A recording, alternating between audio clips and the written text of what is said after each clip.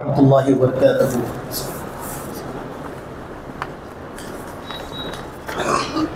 ان الحمد للہ نحمده ونستعینه ونستغفره ونؤمن به ونتوکل علیہ ونعوذ باللہ من شرور انفسنا وسیئات اعمالنا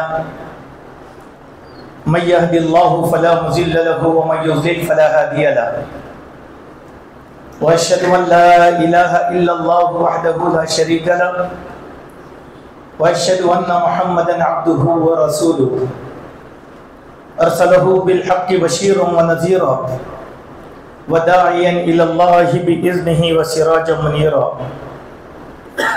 اما بعد فان خير الحديث كتاب الله وخير الهدي هدي محمد صلى الله عليه وسلم وشر الأمور محدثاتها وكل محدثة بدعة وكل بدعة ضلالة وكل ضلالة في النار فقد قال الله تبارك وتعالى في كلامه المجيد أعوذ بالله السميع العليم من الشيطان الرجيم بسم الله الرحمن الرحيم يا أيها الناس اتقوا ربكم الذي خلقكم من نفس واحدة وخلق منها زوجها وبث منهما رجالا كثيرا ونساء واتقوا الله الذي تساءلون به والأرحام إن الله كان عليكم رقيبا يا أيها الذين آمنوا اتقوا الله وقولوا قولا سديدا يصلح لكم أعمالكم ويغفر لكم ذنوبكم ومن يطع الله ورسوله فقد فاز فوزا عظيما يا أيها الذين آمنوا اتقوا الله حق تقاته ولا تموتن إلا وأنتم مسلمون وقال الله سبحانه وتعالى فاسألوا أهل الذكر إن كنتم لا تعلمون۔ معزز حضرات اور پردہ نشین خواتین، ہر قسم کی تعریف، حمد و ثنا، بڑائی اور بزرگی اللہ سبحانہ وتعالیٰ کے لیے لائق ہے، جو بڑے فضل والا اور احسان والا ہے۔ ہم ہمیشہ اپنے اللہ بزرگ و برتر کی تعریف بجا لاتے رہیں۔ سبحان اللہ و بحمدہ سبحان اللہ العظیم، سبحان اللہ و بحمدہ عدد خلقہ و رضا نفسہ و زینت عرشہ مداد کلماتہ۔ درود و سلام ہو پیارے نبی محمد رسول اللہ صلی اللہ علیہ وسلم کی ذات پر کہ آپ نے اللہ کا دین ہم تک مکمل طور پر پہنچا دیا ہے۔ اس دین میں کسی قسم کی کوئی کمی باقی نہیں ہے اور نہ زیادتی کی کوئی گنجائش باقی ہے۔ معزز حاضرین، آج کی یہ ہماری 29ویں تقرات ہے جس میں ہم شب قدر کی تلاش میں یہاں پر جمع ہوئے ہیں، اور اس شب بیداری کی پہلی کڑی وعظ و نصیحت کے ذریعے سے آپ کے سامنے منعقد کی گئی ہے۔ وعظ و نصیحت کے بعد آپ اپنی انفرادی عبادتیں کرتے رہیں گے، تلاوت قرآن، ذکر و اذکار، استغفار، نوافل کا اہتمام وغیرہ۔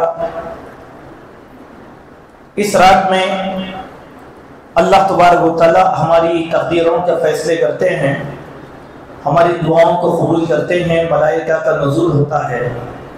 اللہ تعالی ہمارے جمع ہونے کو قبول فرمائے۔ جس طرح ہم یہاں جمع ہوئے ہیں، اللہ تعالیٰ اپنی جنتوں میں اسی طریقے سے ہمیں جمع فرمائے۔ معزز حاضرین، دین اسلام نے ہم میں کے ہر مسلمان کو ایک آزادی دی ہے، اور یہ آزادی سوالات کرنے کی ہے کہ اگر آپ کو کسی بھی معاملے میں تحقیق کرنا ہو، یا مسئلہ پوچھنا ہو، یا اپنے دل کو تشفی حاصل کرنے کے لیے سوال کرنا ہو، تو اسلام نے ہم لوگوں کو اس کی کھلی اجازت دیا ہے، لیکن کچھ پابندیاں بھی اس پر عائد کی ہیں۔ جیسے سوال معلومات کے لیے ہو، علم میں اضافے کے لیے سوال ہو، سوال جاننے کے لیے ہو، یہ اس کی آزادی ہے۔ आजमाइश के लिए सवाल करना, इल्म का पैमाना नापने के लिए सवाल करना, कोई सवाल कर रहा है उसका देखा देखी एक फर्जी सवाल कर देना, इसकी इजाज़त दीन इस्लाम में नहीं है।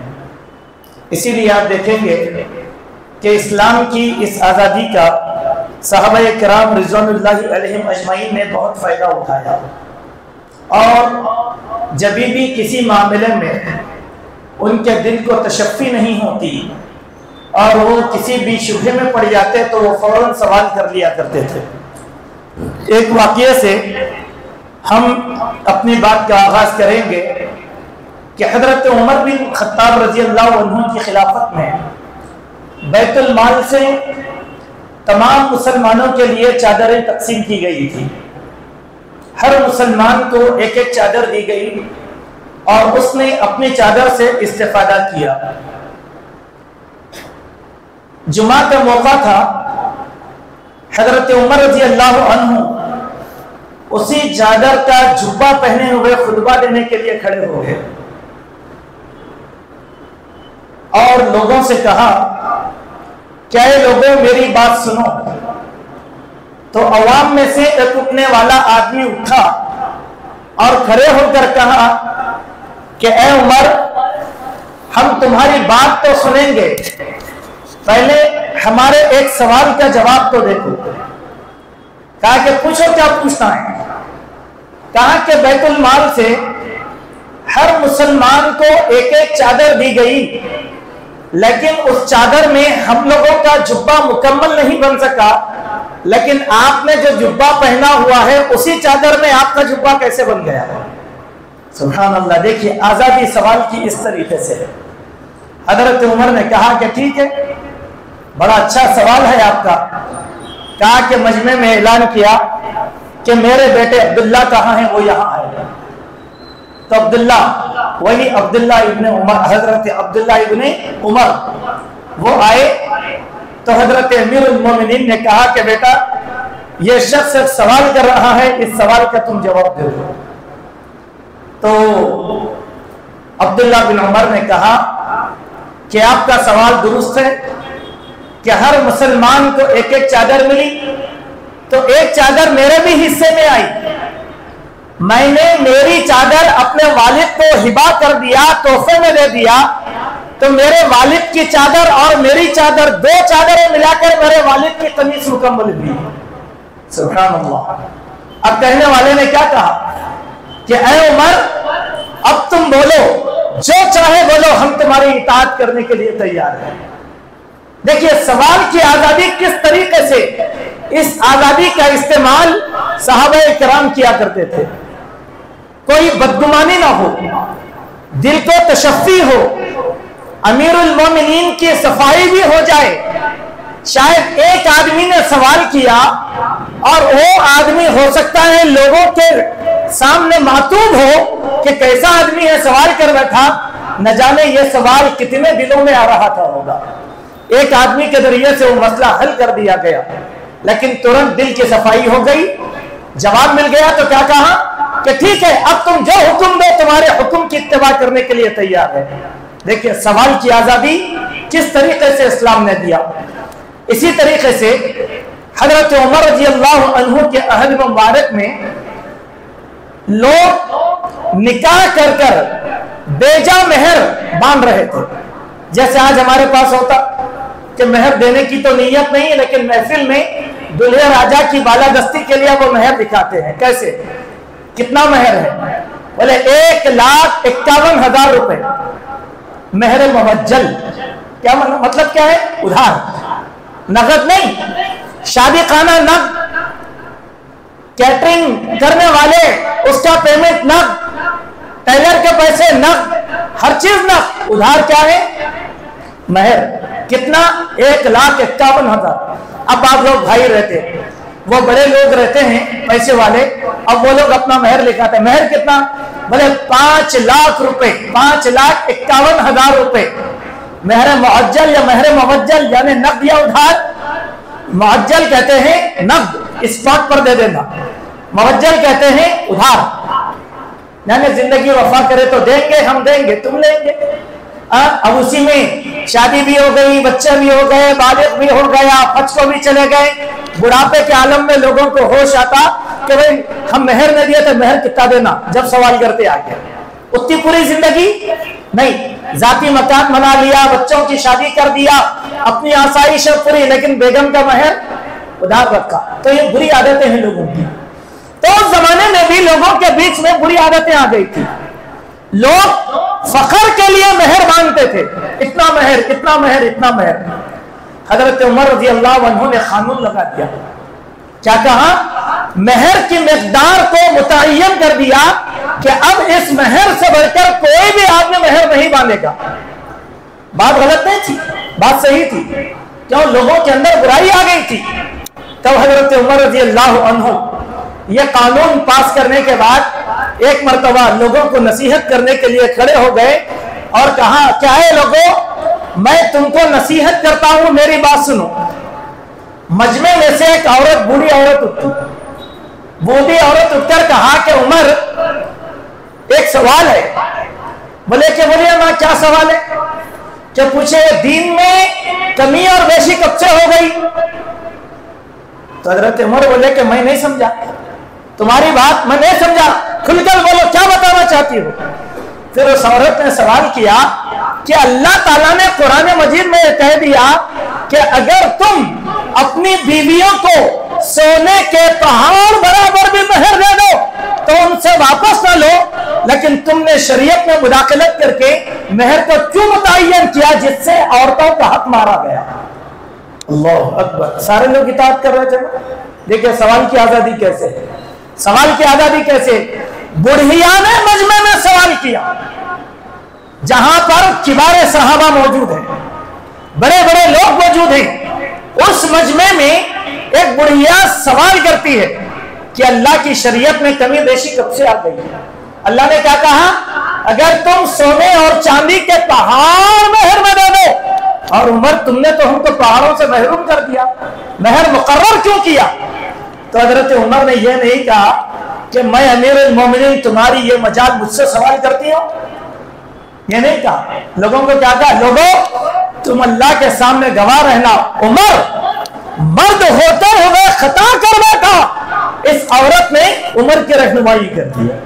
آج سے یہ قانون ختم، ابھی قانون پاس ہوا، ایک سوال کے گزرتے ہوئے قانون معطل کر دیا گیا۔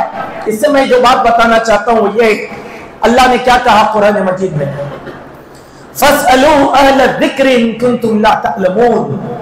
دیکھو جو سوال تم کو معلوم نہ ہو ایسا سوال ان لوگوں سے کرو جن کے پاس کتاب کا علم ہے۔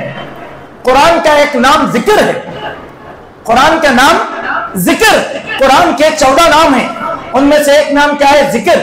کیا کہا اللہ نے؟ فَاسْأَلُوا أَهْلَ الذِّكْرِ۔ سوال کس سے کرو؟ اس آدمی سے کرو جس آدمی کے پاس قرآن کا علم ہو، قرآن کی مہارت ہو، شریعت کا علم ہو، مسائل کے استنباط کرنے کا علم ہو، ایسے آدمی سے سوال کرو۔ معنی کیا ہے اس میں؟ 2 معنی۔ ایسے آدمی سے سوال نہ کرو جس کے پاس قرآن کا علم ہی نہیں ہے، نمبر 1۔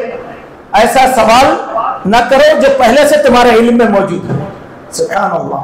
تو دیکھیے سوال کی اجازت بھی ہے اور سوال کے لیے تحریدات بھی لگا دی گئی۔ تو اب یہاں ایک بات معلوم ہوتی ہے، سوال کی اجازت کرنے میں، سوال کی اجازت سے کسی بھی بندے کو ناجائز فائدہ نہیں اٹھانا چاہیے۔ جیسے آج کل ہمارے لوگ رمضان آ گیا نا، جیسے رمضان آتا تو کوئی بھی آدمی آ کر علماء کرام سے سوال نہیں کرتا کہ رمضان میں قرآن کیسے پڑھوں، کتنا پڑھوں، قرآن کی ترکیب کیا ہوگی۔ ایک آدھا گھنٹہ آپ میرے ساتھ بیٹھیے، میری تجوید کی اصلاح کیجئے، ایک پارہ میں قرآن سناتا ہوں، میری غلطیوں کو آپ درست کر دیجئے۔ آپ بولے اتنے مجمع میں سے کوئی ایک آدمی تو بولا نہیں۔ اب رمضان آ گیا تو سوال کیا کرتے لوگ؟ ارے مجھے وہ 8 رکعت 20 رکعت کا کیا مسئلہ ہے، وہ قنوت نازلہ کا مسئلہ کیا ہے؟ ارے دیکھو ہماری مسجد توحید میں دعا یعنی کہ رکوع سے پہلے دعا کر رہے ہیں، یہ بھی ہوتا کیا؟ رکوع کے بعد دعا کر رہے ہیں، یہ کیسی بدعت ہو گئی؟ ارے 20 دن تراویح پڑھ رہے ہیں، 10 دن تہجد پڑھ رہے ہیں، یہ کیسا؟ یہ کب ہو رہے ہیں سوالات؟ رمضان سے پہلے کیوں نہیں کرے سوالات؟ رمضان سوالات کا مہینہ نہیں ہوتا، رمضان سوالات کا مہینہ نہیں ہوتا، یہ قرآن کا مہینہ ہے۔ قرآن پڑھو، قرآن سیکھو، قرآن سنو، قرآن سنو، بس اس سے بڑھ کے کوئی نہیں۔ لیکن ہم لوگ کیا کرتے ہیں؟ فقہی سوالات، فقہی سوالات۔ لوگ آتے آگے، ارے رمضان آ گیا، آخری دہا شروع ہوتے ہی شروع لوگوں کی زکات زکات زکات زکات۔ زکات کا سوال رمضان میں کیوں کر رہے بھائی؟ کسی بھی عالم دین سے پوچھو زکات کا معاملہ رمضان سے ہے کیا؟ پوچھو نہیں، زکات کا رمضان سے تعلق ہی نہیں ہے۔ پھر آدھے سوالات کس کے بارے میں ہوتے؟ زکات کے بارے میں، اور ایسے سرکھوڑی سوالات ہوتے۔ آدمی یہ چاہتا ہے کہ اللہ تعالیٰ کا جو 2.5% حق ہے کہیں نہ کہیں سے وہ بھی تلف ہو جائے۔ اتنے سوالات آپ کو دینا ہے تو سچے دل کے ساتھ دے دیں۔ 100 سوال کیوں کر رہے ہیں؟ 100 سوال کیوں کر رہے ہیں؟ تو بات کیا ہے؟ سوالات نہیں، یہ سوالات کیا؟ اب بعض لوگ آتے سوال کرتے، شیخ وہ ایک چاند کا کیا مسئلہ ہے؟ شیخ رمضان میں کیوں کر رہا بھائی سوال؟ رمضان سے پہلے کرنا، چونکہ چاند ہر مہینے کے 29 یا 30 کو نظر آتا۔ پھر سوال رمضان میں کیوں کر رہا؟ وہ بھی عید کے موقع پر فساد برپا کر رہا، لوگوں میں شکوک ڈالنے۔ بعد لوگ آتے آ کر سوال کرتے، شیخ صاحب یہ سوال کا مسئلہ کیا ہے؟ بولے کیا سوال؟ یہ ٹھیک ہے، اس کے بارے میں آپ کا مطالعہ کیا ہے؟ تو بولتے نہیں، اس سے پہلے میں فلاں عالم صاحب سے پوچھا تھا، شیخ ابو الوفا سے پوچھا تھا، شیخ فلاں سے پوچھا تھا۔ پھر پوچھے تو مجھ سے کیوں پوچھے؟ نہیں بولے میرے کو ان کے جواب سے تشفی نہیں ہوئی، اسی لیے سوال کر رہا ہوں۔ اللہ کے بندے، اگر تیرے کو تشفی نہیں ہوئی تو میرے جواب سے تشفی ہونا کیا یقینی؟ ایک عالم سے سوال کیا نا، ان سے جو جواب لے لیا اس پر عمل کر، خلاص۔ تو لوگ بولتے نہیں، وہ میں 20 علماء سے سوال کیا، کوئی بھی عالم صحیح جواب نہیں دے سکا۔ اللہ کے بندے، علماء سے زیادہ علم تیرے پاس ہے تو ان سے سوال کیوں کیا؟ یہ تو بات ہے نا۔ تو لوگ کیا کرتے ہیں؟ 2 نیتیں رہتی، نمبر 1 آزمائشی سوال کرنا، آزمانا کہ ان کے علم کا پیمانہ کیا ہے، اور دوسرا یہ بتانا کہ میں بھی کچھ نہ کچھ جانتا ہوں، اور دوسرا کچھ بھی نہیں۔ اللہ نے کیا کہا؟ فَاسْأَلُوا أَهْلَ الذِّكْرِ إِن كُنتُمْ لَا تَعْلَمُونَ۔ اے لوگوں، اگر کوئی سوال کا جواب تم کو معلوم نہیں ہے تو ایسا سوال اہل علم سے کرو، جو سوال معلوم ہے اس کے بارے میں کوئی سوال مت کرو، ورنہ یہی سوالات امت کے لیے مصیبت بن جاتے ہیں۔ یہی سوالات امت کے لیے مصیبت بن جاتے ہیں۔ کیسے؟ چند حدیث اس دن میں ہم آپ کے سامنے عرض کریں گے۔ اللہ سبحانہ و تعالیٰ نے سورہ مائدہ کی آیت نمبر 101 میں ارشاد فرمایا، یا ایھا الذین آمنوا، اے وہ لوگوں جو ایمان لے کر آئے ہو، لا تسألوا عن اشیاء، ایسی چیزوں کے بارے میں تم سوال مت کرو، ان تبد لکم تسؤکم، اگر وہ سوال تم پر واضح کر دیا جائے تو تم کو برا لگے گا، وَإِن تَسْأَلُوا حِينَ يُنَزَّلُ الْقُرْآنَ، اور ایسے وقت میں تم سوال کرو جبکہ آسمان سے قرآن نازل کیا جا رہا ہے، وہی کا زمانہ ہے۔ تم ان تبد لکم، اگر وہ قرآن تبد لکم عفا اللہ عنہا واللہ غفور حلیم، کہ دیکھو اگر ایسا سوال تم پر واضح کر دیا جائے، ایسا سوال تم پر واضح کر دیا جائے تو اللہ کی قدرت ہے کہ اللہ تعالیٰ اس کا جواب دے دے گا، لیکن اللہ تعالیٰ سے معافی طلب کرو، اللہ سے معافی طلب کرو، چونکہ اللہ تمہارے کو تعالیٰ بردبار اور معاف کرنے والا ہے۔ معنی کیا ہے اس کے؟ 2 معنی ہو گئے۔ پہلا، اس سے خطاب قیامت تک کے مسلمان، یا ایھا الذین آمنوا لا تسألوا عن اشیاء ان تبد لکم تسؤکم۔ مثال کے طور پہ کیا ہے؟ اب آپ میں کیا کوئی آدمی یہ بولے گا نہیں یہ آیت میں صحابہ کا زمانہ مراد ہے، وہ تو غلط ہے، یہ غلط، یہ قیامت تک کے لیے اصول ہے۔ اگر وہ سوال آپ کے سامنے واضح کر دیا جائے تو آپ کو برا لگے گا۔ کیسے؟ اب یہ بھائی ہیں، میرے کو نہیں معلوم کہ ان کے پاس LIC کی پالیسی ہے، لیکن اب یہ کیا کر رہے ہیں؟ میرے سے سوال کر رہے ہیں بار بار، شیخ LIC کی پالیسی لینا کیسا ہے؟ تو میں نے کیا کر دیا، صاف سامنے بتا دیا، نہیں LIC کی پالیسی مسلمان کے لیے حرام ہے، آپ نہ لیں، بس آپ نہ لیں۔ کیوں؟ اہل علم نے آپ کو بتا دیا۔ اب آپ کیا کرتے معلوم ہے؟ اپنے دل کی بات نہ مجھے معلوم ہوگا، میں اندازہ کرتا ہوں کہ ان کا ہے پالیسی کیسے. اب وہ بولتے کہ شیخ ویسا نہیں، میں ملازمت کر رہا ہوں فلاں فلاں جگہ، وہاں لینا کمپلسری ہے، کیا کروں؟ وہاں لینا کمپلسری ہے، کیا کروں؟ نہیں. اس کے بعد ایک سوال کرتے، نہیں LIC کی پالیسی کسی زمانے میں لے لی گئی، اب معلوم ہوا تو اب میں پیسے واپس لوں گا تو وہ سود کے پیسے کیا کروں؟ تو یہ سوال کرنے والا جو بندہ ہے نا، وہ سارے کے سارا اپنا ذاتی بھید ہم کو دے رہا ہے کہ گویا یہ اس کے اندر. اب میں سوال کر دیتا ہوں، اچھا تو کیا آپ LIC کی پالیسی لیے ہیں؟ ہم نہ تو نہیں کہہ سکتے، ہاں بھی نہیں کہہ سکتے، شرمندہ ہو جائے. یہ بات اللہ نے کہا. نہیں معلوم ہے، سوال کرو، جواب چاہیے. بعض سوالات ایسے ہیں جو تنہائی میں کرنا چاہیے. کیوں؟ وہ آپ کے ذاتی سوالات ہیں، آپ کے ذاتی سوالات ہیں. تو اللہ نے وہی کہا، اے لوگوں ایسے سوالات مت کرو جن کا جواب تم کو دے دیا گیا تو پھر تم کو برا لگے گا. اب مثال کے طور پر ایک چھوٹی سی بات، یہی بھائی ہے، بھائی برا مت مانو، یہی بھائی ہے. اب یہ مجھ سے سوال کر رہے ہیں سود کے بارے میں. مجھے معلوم ہے کہ انہیں چٹیوں کا کاروبار کرتے، تب زیادہ سوال کرتے ہیں، ارے یار تم بہت سوالات کر رہے، ذرا اپنا کاروبار تو سیدھا کرو. کیا رہے گا بتلائیے، کوئی عزت باقی رہ جاتی؟ اللہ نے وہی کہا، اے لوگوں سوال مت کرو، اگر وہ جواب دے دیا جائے تو تم کو برا لگے گا.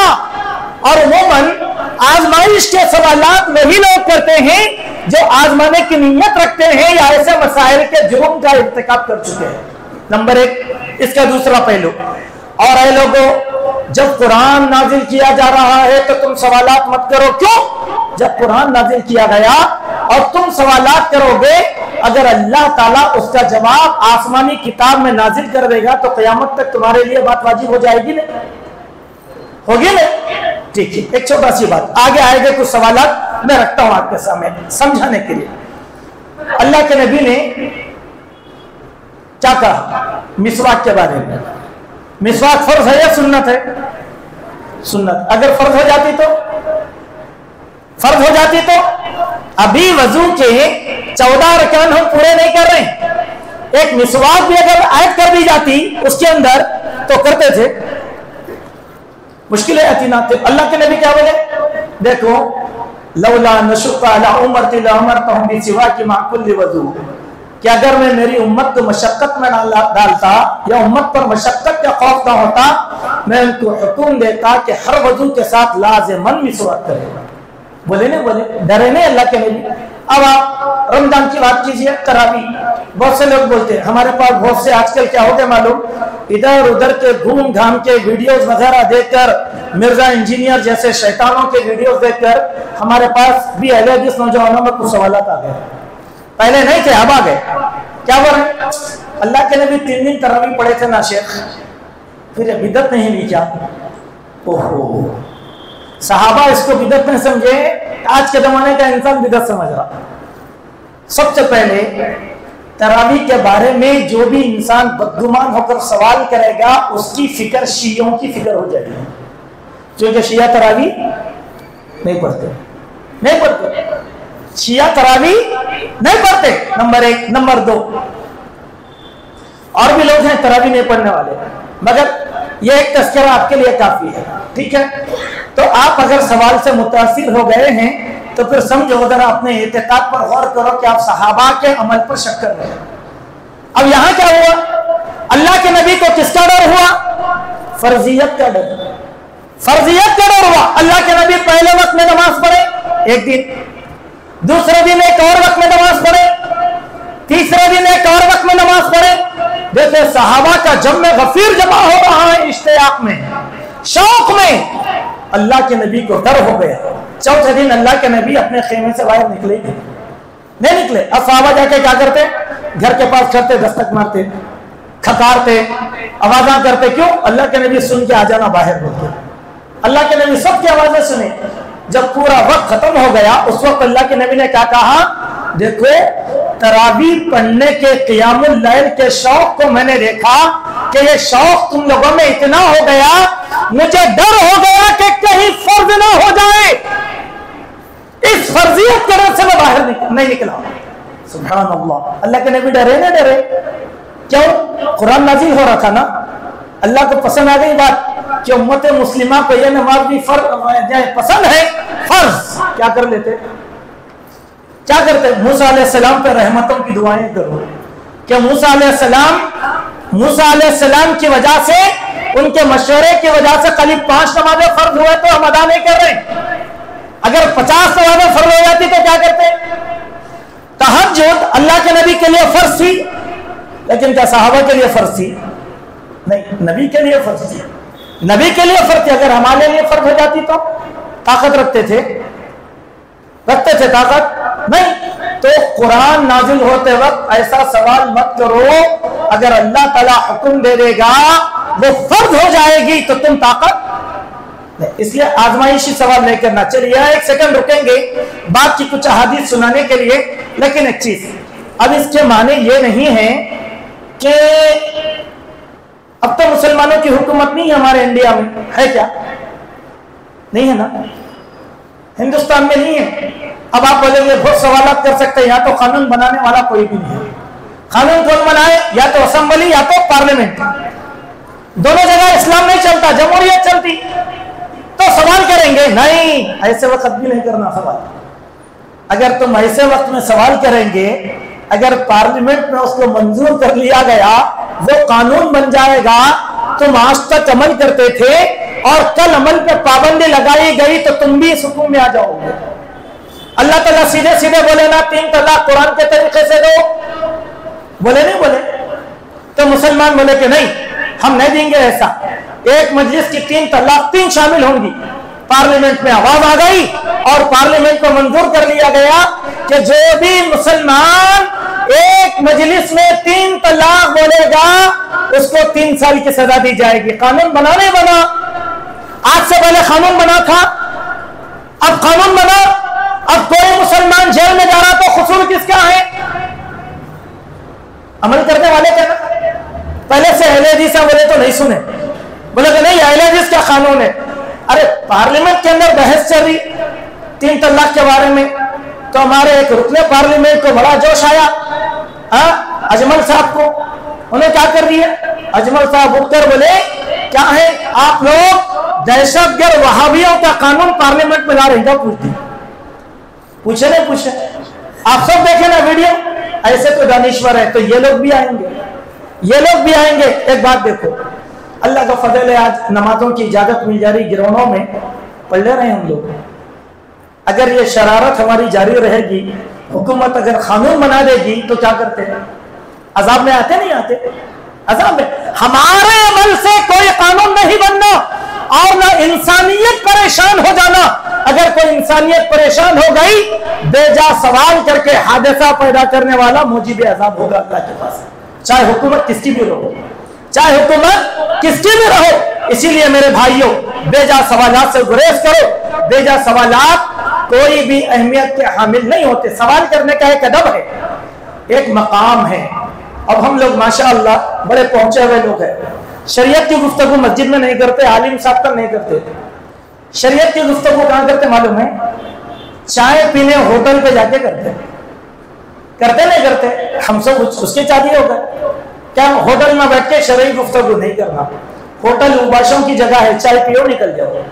سوال کرنا رہا ایک عالم کے پاس جاؤ، بیٹھو، اس سے سوال کرو، وہ آپ کو دلائل دے گا، اس کے دلائل سے مطمئن ہو جاؤ، اپنے دل کو صاف کرو. سبحان اللہ. کیا دلیل کے مقابلے میں کوئی حجت ہو سکتی؟ نہیں. اب آئیں 1-2 واقعات میں آپ کے سامنے رکھتا ہوں. پہلے ایک حدیث جو بخاری شریف میں آئی، بخاری شریف کی حدیث نمبر 7282. اللہ کے نبی صلی اللہ علیہ وسلم نے ارشاد فرمایا ان اعظم المسلمین جرما من سأل عن شيء لم يحرم فحرم من اجل مسألته. سب سے بڑا مجرم مسلمان وہ ہے، کیا کہا اللہ کے نبی نے؟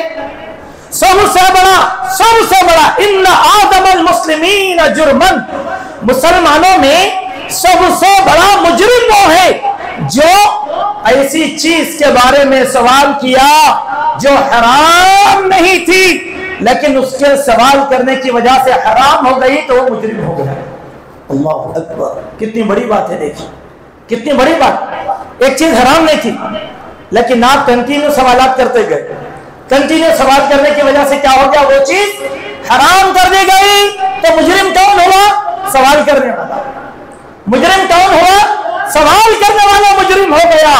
اللہ اکبر. ذرا دیکھیے کہ یہ سوالات، بیجا سوالات کس طریقے سے ہم لوگوں کو جو ہے عذاب کی طرف لے جاتے ہیں اور جرم کی طرف لے جاتے ہیں. اس دن میں ایک پہلی حدیث سنے واقعات میں، اور یہ حدیث مسند احمد بن حنبل میں آئی. ایک مرتبہ رسول اللہ صلی اللہ علیہ وسلم نے ارشاد فرمایا، یا ایھا الناس کتب علیکم الحج، اے لوگو حج تم پر فرض کر دیا گیا ہے. کیا صاف اعلان تھا اللہ کے نبی کا. یا ایھا الناس، اے لوگو کتب علیکم الحج، حج تم پر فرض کیا گیا ہے. فقام عقرہ بن الحابس فقال فی کل عام یا رسول اللہ. ایک صحابی یہ سن کر مجمع سے اٹھے اور سوال کیا، یا رسول اللہ صلی اللہ علیہ وسلم، کیا ہر سال حج کرنا فرض ہے؟ اللہ کے نبی نے کہا کہ عمومی بات بولے، اے لوگوں حج تم پر فرض کیا گیا. سمجھے؟ اب صحابی کیا بولے؟ جاننے کے لیے ان کا سوال بھی بھیجا نہیں تھا، ذہن میں آیا سوال کیے. کہا کہ یا رسول اللہ کیا ہر سال ہم حج کریں؟ تو اللہ کے نبی نے فرمایا، لو قلتها لوجبت ولو وجبت لم تعملوا بها. اے لوگوں اگر میں ہاں کہہ دیتا ہر سال تمہارے اوپر حج فرض ہو جاتا، ہر سال تمہارے اوپر حج فرض ہو جاتا، اور لم تستطيعوا ان تعملوا بها، اور تم اس پر عمل کرنے کی طاقت نہیں رکھتے، فمن زاد فهو تطوع، ایک سے بڑھ کر جو حج کرے گا وہ اس کے لیے نفل حج شمار کیا جائے گا. یہاں پر اہمیت کو سمجھو. اللہ کے نبی نے کیا کہا؟ حج فرض ہے. اب حج کے اصول بیان کیے اللہ تعالیٰ. کیا بولے؟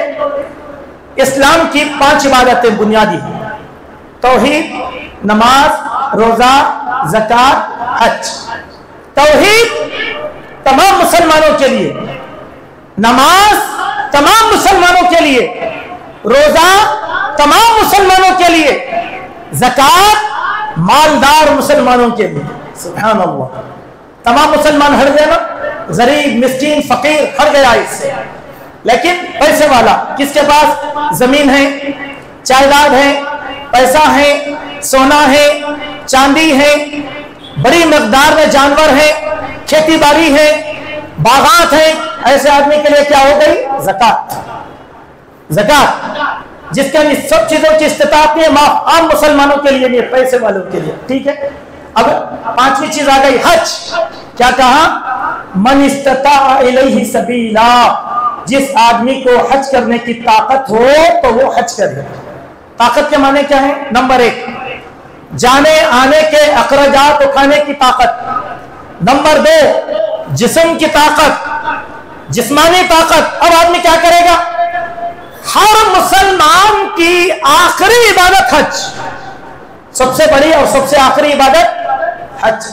قرضہ لے کے بھی حج کو جانا نہیں ہے، باقی رکھ کر بھی حج کو جانا نہیں ہے، حقوق تلف کر کے حج کو جانا نہیں ہے.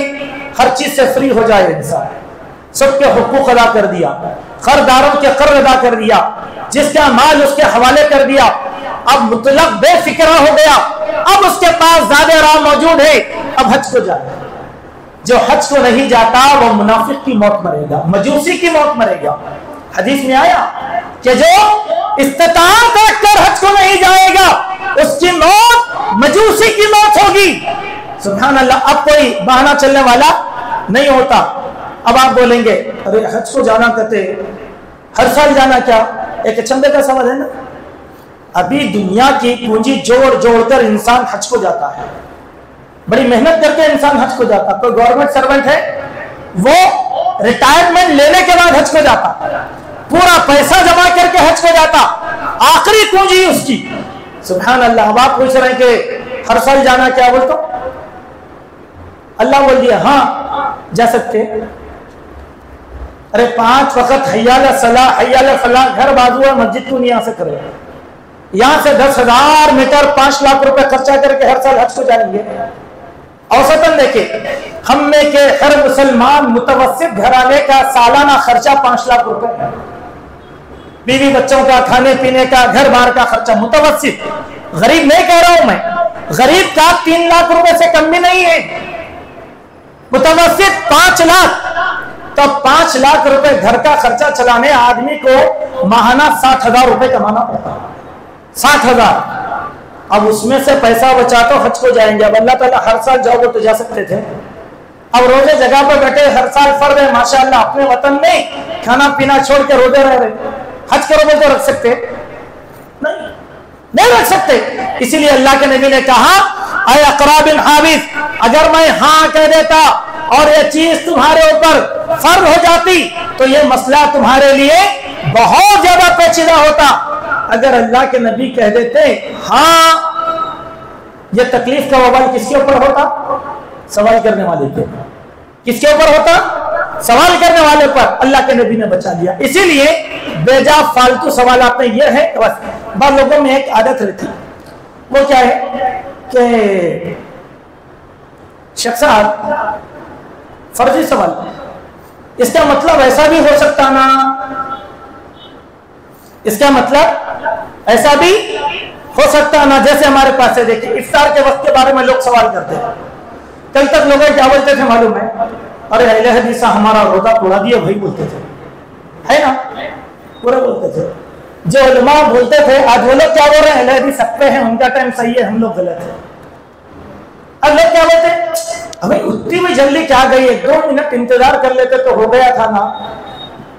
بھائی آپ کا خیال اچھا ہے، لیکن اللہ کے نبی کی وحید اس سے سب کہنا کیا کریں گے؟ اللہ کے نبی کیا بولے؟ قوم اس وقت تک فلاح کامیابی پر رہے گی جب تک کہ وہ افطار کرنے میں جلدی کریں گے اور سحر کرنے میں دیر کریں گے. جلدی کی مثال بھی اللہ کے نبی دیا. اب آپ اپنے فرضی سوالات سے امت کو فتنے میں ڈال رہے ہیں، نہیں ڈال رہے ہیں؟ اس کا وبال کس پہ ہوگا؟ یہ علماء سو پہ ہوگا. یہ علماء سو پہ، یہ فکر رکھنے والوں پر. اسی لیے کبھی بھی بھیجا سوالات نہ کریں. اب آئیں اللہ تبارک و تعالیٰ نے سورہ مائدہ آیت نمبر 102 میں ارشاد فرمایا قَدْ سَأَلَهَا قَوْمٌ مِّن قَبْلِكُمْ ثُمَّ أَصْبَحُوا بِهَا كَافِرِينَ. اے لوگوں کثرت سوال مت کرو، تم سے پہلے کی قوم نے کثرت سوال کیا، یہی کثرت سوال اس قوم کی ہلاکت کا سبب بن گئے. اللہ اکبر. وہ قوم برباد کر دی گئی. کیسے؟ قرآن مجید میں ایک لمبی صورت آئی، بڑا واقعہ. میں 2 لینوں میں واقعہ آپ کے سامنے رکھتا ہوں. بنی اسرائیل، آپ سب جانتے واقعہ. یہ واقعہ کی پیچیدگی صرف سوالات کی وجہ سے ہوئی. بنی اسرائیل میں قتل ہو گیا، قاتل کا پتہ نہیں چلا. وہ لوگ موسیٰ کے پاس آئے، آ کر بولے کہ اے موسیٰ قاتل کون ہے یہ پتہ نہیں چل رہا ہے، ذرا اللہ سے بات کرو اور قاتل کا پتہ چلاؤ. موسیٰ علیہ السلام نے اللہ سے بات کیا. اللہ نے کہا کہ موسیٰ ان لوگوں کو بولو کوئی بھی ایک گائے پکڑو، ذبح کر دو، اس کے گوشت کا حصہ لو اور مقتول پر مارو، وہ اٹھے گا قاتل کا پتہ بتا دے گا. آسان تھا نا؟ آسان تھا نہیں؟ آپ ایک ڈاکٹر کے سامنے بیٹھے مریض بن کر، ڈاکٹر نے آپ کو کیا لکھا؟ ایک گولی لکھ دیا، بخار زیادہ تیز ہے تم کو ہر 4 گھنٹے میں 1 مرتبہ ڈولو 650 کھاؤ. آپ مریض ہیں نا، میں ڈاکٹر ہوں، تو آپ کا کام کیا ہے؟ ڈولو 650 کھا لینا. اب ڈاکٹروں کو بول رہے ہیں ڈاکٹر صاحب یہ ڈولو سے اچھی بھی گولی کروسن ہے شاید نا، وہ لکھو آپ. تو ڈاکٹر پہلا سوال کیا کرتا؟ تم ڈاکٹر ہے؟ میں ڈاکٹر ہوں. تم کو معلوم؟ میرے کو معلوم. سبحان اللہ. موسیٰ علیہ السلام ڈاکٹر تھے، بتا دیے. کہا کہ کوئی بھی جانور پکڑو، گائے کالی پیلی نیلی اولی جو بھی نہیں ہو، ذبح کرو، گوشت کا ٹکڑا لو، مار دو. سبحان اللہ. بنی اسرائیل بولے ایسا؟ موسیٰ اللہ سے پوچھو گائے کیسی ہونا، پہلا سوال. دوسرا سوال اس کا رنگ کیسا ہونا.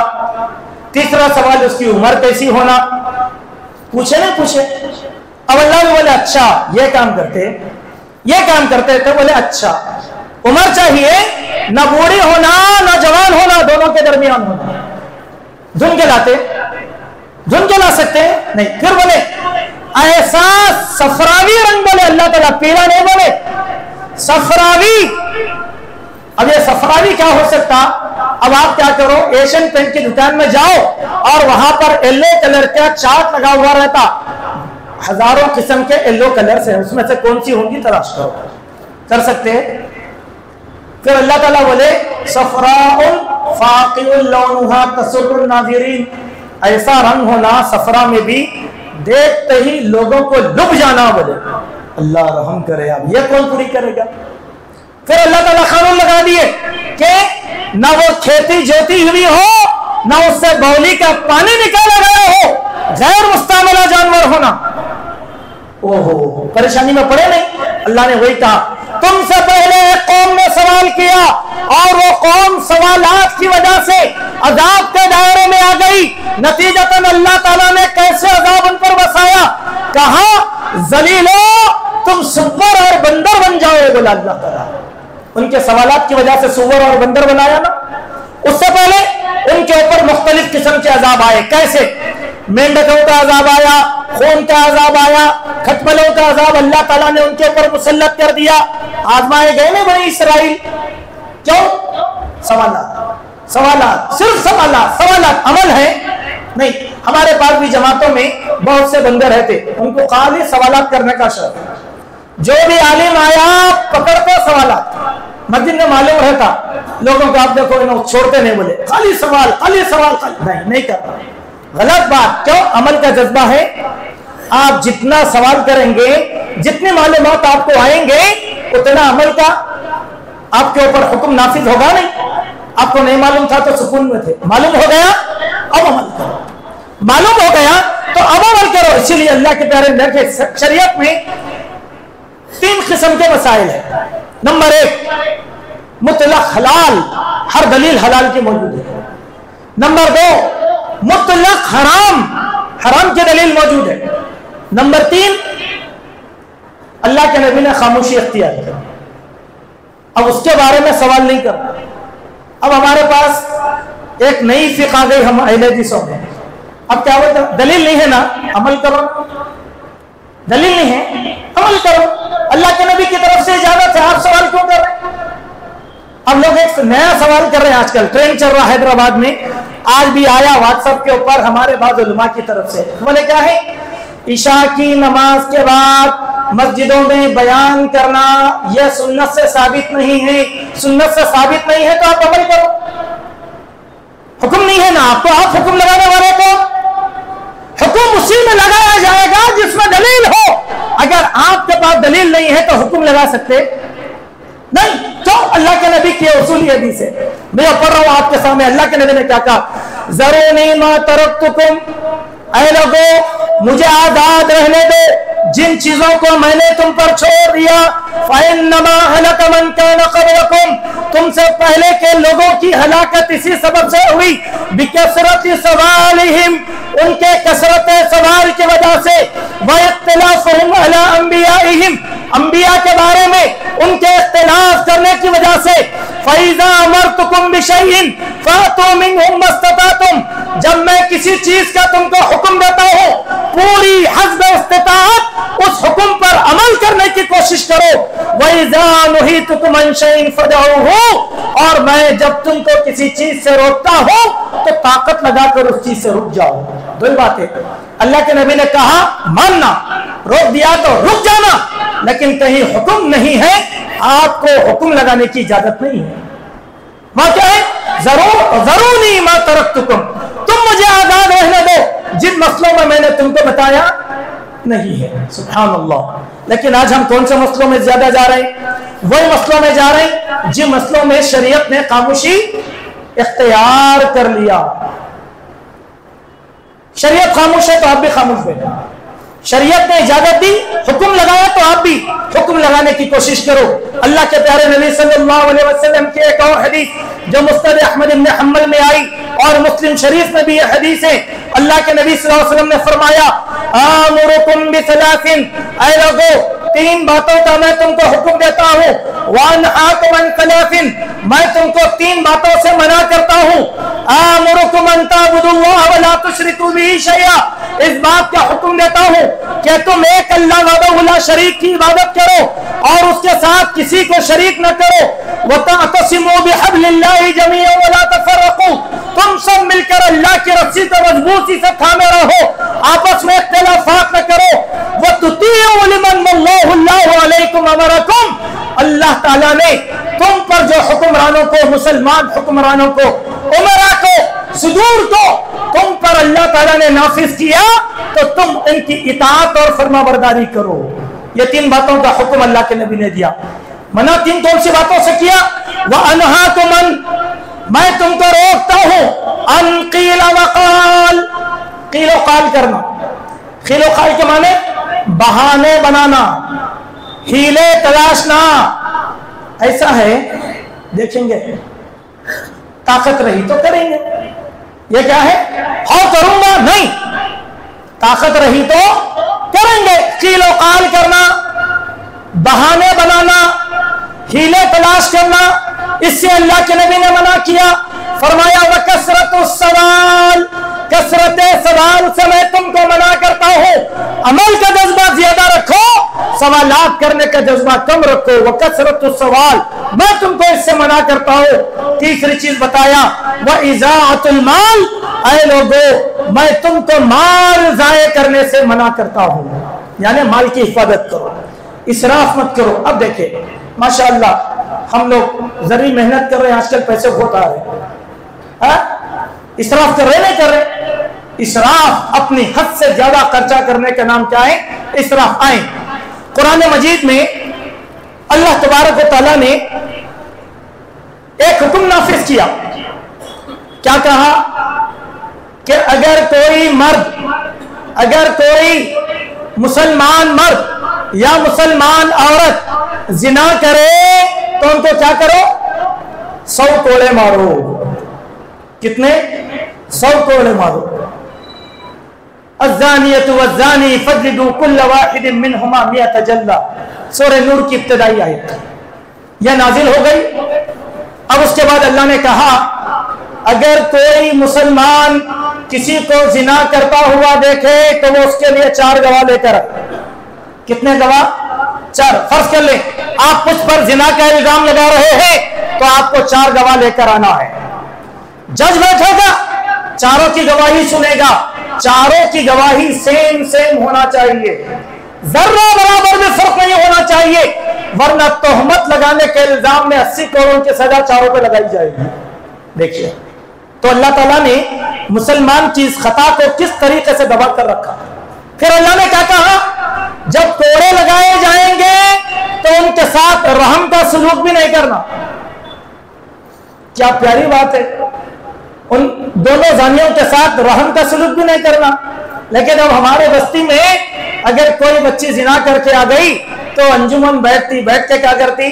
بولتے ارے نہیں بچپن کا گناہ سمجھ کے معاف کر دو. لا حول ولا قوت الا باللہ. اللہ بول رہے ہیں کوڑے مارو، نبی بول رہے ہیں سنسار کرو، اور اللہ بول رہے ہیں ان کے اوپر رحم مت کرو چونکہ یہ بہت برے لوگ ہیں، سماج کو بگاڑ دیں گے. ہم کیا بول رہے ہیں؟ ارے نہیں وہ بچپن کی غلطی تھی، کر دیے بچے. لا حول. پھر یہ بچپن کی غلطی ہے تو پھر سزا کیوں؟ سزا کیوں؟ اللہ نے کہا رحم مت کرو. چلیے اب یہ 4 گواہ لاؤ، بلکہ ہو گئی بات. تو ایک صحابی بیٹھے تھے، ان کا نام تھا حضرت ہلال.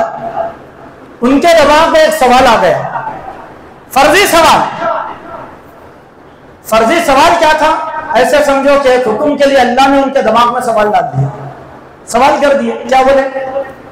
بے وقت کا سوال کتنا مہنگا پڑا ان کو ذرا دیکھیے. یا رسول اللہ، اللہ نے کہا زنا کی گواہی میں 4 گواہ لاؤ. اگر کسی کی بیوی نے زنا کیا، شوہر اکیلا اس کا چشمدید گواہ ہے تو اس کا کیا حکم ہے؟ وہ تو اللہ کے نبی یہ نہیں بولے واہ کیا سوال کرے میاں. اللہ کے نبی ناراض ہو گئے، اللہ کے نبی ناراض ہو گئے، آپ پر خفت طاری ہو گئی. کہا کہ بلال کیا سوال کر رہے، ذرا ہوش میں آ کے سوال کرو. نے بولے یا رسول اللہ ایسا بھی تو ہو سکتا نا. اللہ کے نبی ناراض ہو گئے, مجلس ختم ہو گئی, لوگ جدھر کے ادھر چلے گئے.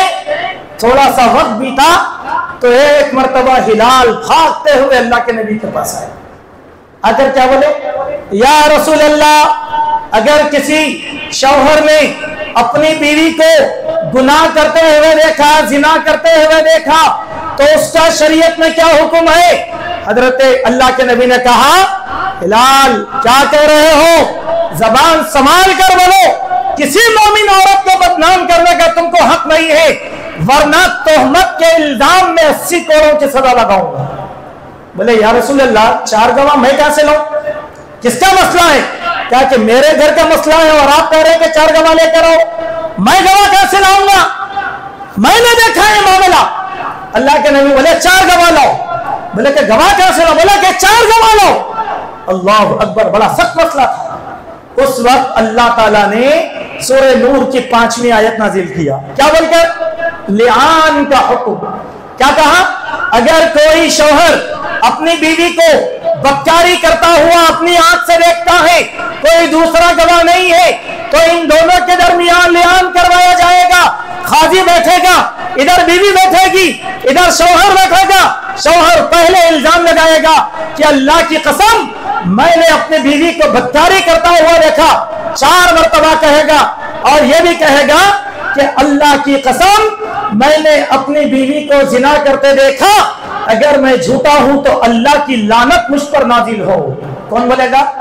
شوہر. کیوں؟ پہلا چشمدید وہی ہے. اب اپنی صفائی میں بیوی کے لیے کوئی راستہ نہیں ہے, یا تو بیوی قسم کھانے تیار ہو جائے یا جرم کا اقرار کر لے. اب وہ عورت تھی, وہ بھی بڑھ گئی. اب لعان اس کو بولتے ہیں, وہ عورت کہے گی اللہ کی قسم میں نے زنا نہیں کیا, اللہ کی قسم میں نے زنا نہیں کیا, اللہ کی قسم میں نے زنا نہیں کیا, اللہ کی قسم میں نے زنا نہیں کیا. 4 بار ہو گئے ختم. اب 5ویں بار کہے گی اللہ کی قسم میں نے زنا نہیں کیا, اگر میں نے زنا کیا ہوا تو اللہ کی لعنت مجھ پر نازل ہو. اس کو کہتے ہیں لعان. یہ کب ہوا؟ ایک صحابی کے فرضی سوال سے یہ واقعہ پیش آیا. فرضی سوال, آپ سمجھتے ہیں سوال کرنا حق ہے, سوال کرنا اس وقت حق ہے جبکہ علم نہیں ہے. آزمائش کے لیے سوال کرنا کسی مسلمان کا حق نہیں ہے, اس کی اجازت شریعت میں نہیں دی گئی. ایک اور واقعہ میں آپ کے سامنے رکھتا ہوں. ایک مرتبہ اللہ کے پیارے نبی صلی اللہ علیہ وسلم صحابہ کی جماعت پر بیٹھے ہوئے تھے. اللہ کے نبی نے صحابہ سے کہا اے صحابیوں چلو آج مجھ سے سوالات کرو, جو سوالات کرنا ہے کر لو, میں تم کو جواب دوں گا. سبحان اللہ, یہ نبی کے لیے سزاوار ہے بھائی, کیونکہ ڈائریکٹ علم آسمان سے کس پر نازل ہوتا میں نہیں کہہ سکتا ہے بھائی. یا اگر ہم نے کا کوئی عالم بھی کہتا ہے جو سوال کرنا ہے مرضی پوچھو, یہ امت کو فساد میں ڈالنے کی بات ہے. میں آپ کو اجازت دوں گا بھائی, میں نے جو تقریر کیا اس تقریر میں اگر آپ کو کوئی شبہات ہیں اس موضوع پر سوال کرنا ہے تو کرو, چونکہ میں پریپور ہوں اس کے بارے میں جواب دے سکتا ہوں. میں یہ نہیں کہہ سکتا ہوں میں سوال جواب کے بارے میں آپ کے سامنے بیان کرا, اور آپ اگر مجھے عقیدے کے سوالات کریں گے تو سوال پر سوال پیدا ہوگا. آپ ایک سوال کریں گے, ان کے دماغ میں ایک سوال آئے گا, وہاں سے ایک سوال. یہ مجلس کے آداب کے خلاف ہے, یہ نہیں. تو اللہ کے نبی نے کیا کہا, صحابیوں جو سوال کرنا ہے مجھ سے سوال کرو, میں تم کو جواب دوں گا. تو ایک صحابی اٹھے کہ سوال کیا, یا رسول اللہ صلی اللہ علیہ وسلم میرا باپ کون ہے. ایک سوال تھا, دیکھیے یہ ایک آزمائشی سوال تھا. کیا بولے, میرا باپ کون ہے. تو اللہ کے نبی صلی اللہ علیہ وسلم نے کہا تیرا باپ حذافہ ہے, حذافہ. سبحان اللہ. وہ شخص جواب سنا, خاموش بیٹھ گیا. ایک آدمی بیٹھا تھا, اس کو بولا اچھا انہوں اپنے ابا کے بارے میں پوچھیں, میں اپنے ابا کے بارے میں پوچھتا ہوں. تو اللہ کے نبی سے پوچھا کہ یا رسول اللہ صلی اللہ علیہ وسلم آپ بتائیں میرا باپ کون ہے. اب تک یہ مجلس کو معلوم نہیں تھا کہ اس شخص کا باپ کون ہے. اللہ نے بات کو ڈھکی چھپی رکھ دیا تھا, عزت سے جی رہا تھا, لیکن نبی کی مجلس نے فرضی سوال کر دیا تو اللہ کے نبی صلی اللہ علیہ وسلم نے کہا جا تیرا باپ سالم بن شیبہ کا آزاد کردہ غلام ہے۔ اللہ کے نبی کا چہرہ غصے سے تمتما رہا تھا، خفگی طاری تھی نبی کریم صلی اللہ علیہ وسلم پر۔ آپ سخت ترین ناراض ہو گئے، کیوں؟ یہ علم سوائے اللہ کے کسی کو نہیں تھا۔ اللہ کے نبی نے جواب دیا تو ساری کائنات کو معلوم ہو گیا کہ اس کا باپ کون ہے۔ اللہ کے بندو، اس لیے آپ اللہ تعالیٰ نے کیا کہا؟ اے لوگو فرضی سوالات ہرگز مت کرو، لیکن اللہ کے نبی صلی اللہ علیہ وسلم نے ایک بات بیان کیا، قیامت سے پہلے ایک وقت ایسا آئے گا لا یزال الناس یسألون حتی یقولوا کان اللہ قبل کل شیء فما کان قبلہ۔ فرضی سوال مت کرو، فرضی سوال کرو گے شیطان تمہارے دماغ کو اچک لے گا، ایسے ایسے سوالات تم سے کروائے گا کہ اللہ کی الوہیت اور اس کی اسماء اور صفات میں بھی تم شک کرنا شروع کر دو گے۔ کیسے؟ ایک اللہ کے نبی نے کہا لا یزال الناس، لوگ برابر سوال کرتے رہیں گے، یہ بیماری لوگوں میں آتی رہے گی۔ لا یزال الناس یسألون حتی یقولوا، وہ برابر سوال کریں گے حتیٰ کہ وہ کہہ دیں گے کہ دیکھو اللہ تبارک و تعالی وحدہ لا شریک ہے تو اس سے پہلے کون ہے؟ اللہ اکبر۔ اللہ کی توحید میں مداخلت ہوئی نا، شیطان ڈالے گا دماغ میں اللہ ہے، اللہ کا وجود ہے، کوئی انکار نہیں، پھر اللہ سے پہلے کون؟ اللہ سے پہلے کون؟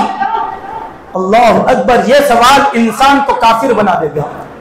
یہ فکر اسی لیے ہمارے پاس دو قسم کے لوگ ہیں، ایک وہ لوگ جو مذہب کو ماننے والے ہیں اور ایک وہ لوگ جو کسی مذہب کو نہیں مانتے۔ کیا ہے اس کو؟ ناستک، غالباً ناستک بولتے ہیں ہمارے پاس زبان کے اندر، ملحد، خدا کا انکار کرنے والے، ایسے ہی لوگ۔ تو سوالات کی وجہ سے وہ لوگ سوالات کرتے کرتے کرتے اللہ کی اسماء اور صفات میں بھی داخل ہو جاتے ہیں۔ اسی لیے آپ دیکھو لوگ سوالات کرتے کرتے کہاں تک داخل ہو گئے؟ اللہ کی توحید میں اتنا مداخلت کر لیا کہ اپنے اندر اللہ کو بسا دیا۔ نام کیا رکھتے؟ عارف باللہ۔ عارف باللہ کے معنی کیا ہو گئے؟ ان کو اللہ کی معرفت حاصل ہو گئی۔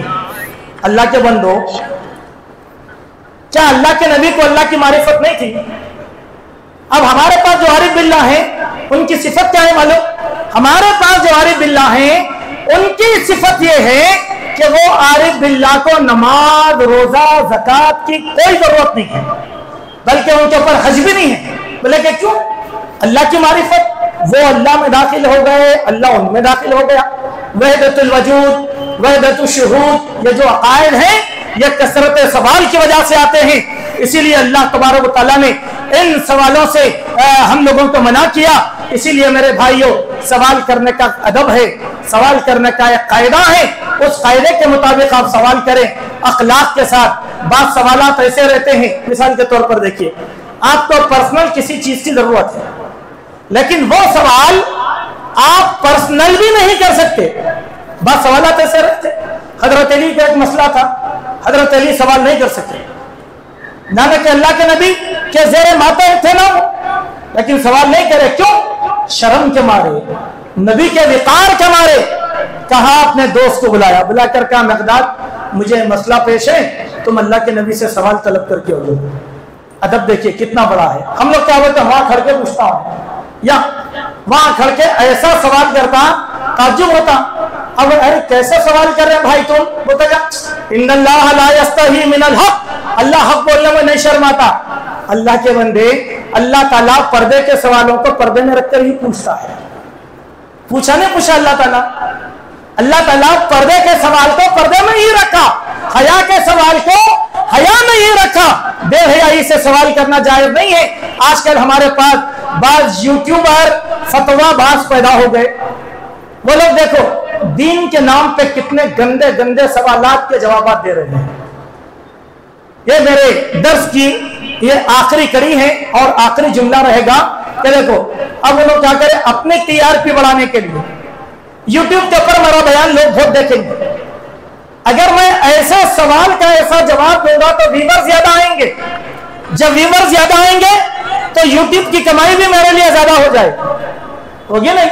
اسی لیے اب لوگ سوال کر رہے ہیں کیسے جنسی سوالات دین کے نام پر مسجدوں میں دعوتی محفلوں میں عام کیے جا رہے ہیں۔ اللہ کے بندو، ساری حدیثیں موجود ہیں، کتب سکہ اور حدیث کی کتابیں۔ صحابہ کے سوالات میں سے کسی ایک صحابی کا ایسا سوال بتاؤ کہ انہوں نے مجلس میں اٹھ کر جنسی سوالات کا تقاضا اللہ کے نبی سے کیا کیا؟ ایک سوال بھی نہیں ملے گا، ایک سوال بھی نہیں ملے گا۔ سبحان اللہ، ایک عورت آ کر اپنے بلند آواز سے سوال کر رہی تھی تو صحابہ ناراض ہو کر ابو بکر سے کہنے لگے اس کمبخت کو روکو، روکتے کیوں نہیں؟ سبحان اللہ، کیسے سوالات اللہ کے نبی سے کر رہے ہیں۔ اب ہمارے داعی اسلام ہیں، ان کو بھی شرم و حیا نہیں ہے، ایسے سوالات کے جوابات دے رہے ہیں، یہ ادب کے خلاف ہے۔ ادب کے، آپ کو کوئی بھی مسئلہ پیش ہو، شرم و حیا کا، جنس کا، عالم دین کے پاس آؤ، تنہائی میں بیٹھو، اس سے سوال کرو، جواب لو، خاموش ہو جاؤ، یا نہیں سوال چٹھی پہ کرو، عالم دین پڑھے گا، آپ کو جواب دے دے گا۔ ہم یہ نہیں کرتے، بڑی محفل میں نہیں، ہر سوال بڑی محفل میں کرنے کا نہیں ہے۔ المہم میرے بھائیوں، جو بات میں آپ کے سامنے نصیحت کہنا چاہتا ہوں وہ نصیحت یہی ہے کہ ہم سوالات اور جوابات کے دائرہ کار کو سمجھنے کی کوشش کریں، ایسے سوالات لوگوں سے کریں جن سوالات کی ہمیں ضرورت ہو، ایسے سوالات ہم کریں جس کا علم ہم کو نہیں ہے، بیجا سوالات ہرگز ہرگز نہ کریں، آزمائش کے سوالات ہرگز ہرگز نہ کریں، ورنہ ہم ہلاکت میں پڑ جائیں گے۔ یہ چند باتیں تھیں جس کو ہم نے آپ کے سامنے رکھا۔ اللہ تعالی ہم سب کو حسن عمل کی توفیق اور سعادت نصیب فرمائے۔